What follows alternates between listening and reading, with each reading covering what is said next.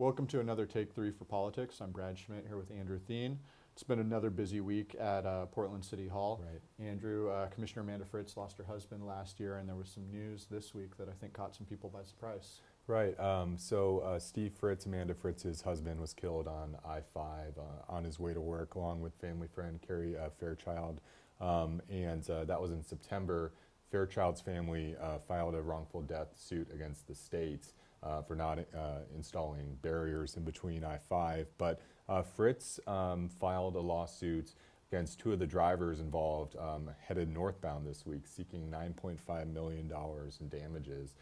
Said in a press statement last night to reporters that it wasn't something she wanted to do, file a civil suit, but felt that she had to hold these drivers accountable for driving too fast in what was really rainy conditions. So it's going to be interesting to see how that plays out. Steve Fritz's death on I-5 is not the only traffic fatality, obviously, in Oregon. Here, just in the last few weeks in Portland, Brad, there have been several high-profile pedestrian and bicyclist injuries and deaths. What is the city doing to try to address this? Yeah, the Portland City Council this week adopted what's known as Vision Zero. Right. It's an aspiration that there be no traffic fatalities on city streets. It's based on a model out of Sweden. There's been calls for this for a number of years, and the Portland Bureau of Transportation actually implemented this sort of visioning process as part of a 2-year work plan earlier this February. Now, what happened over the last month or so, some high-profile traffic accidents involving, traffic crashes, I should say, involving some bicyclists, and advocates out in the community said, we want to see City Council formally get behind this policy, and so they did this week. They look at crash fatalities per 100,000. Portland is doing worse than cities like Seattle, San Francisco, and New York City. And so ultimately what this vision would do is you start to make policy decisions and investments to reduce the number of deaths. Some of that speed, some of that safety.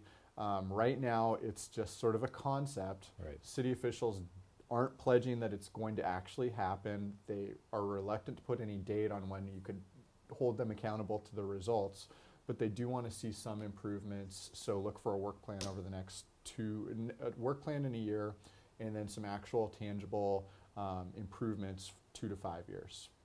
Now, transitioning from that, again, busy week in City Hall. The mayor, big shakeup in his staff. What's going on? Chief of Staff Gail Shibley, who's been with Mayor Charlie Hales since the beginning, kind of ended speculation this week, and she is taking a job with the state's Oregon Youth Authority executive job there.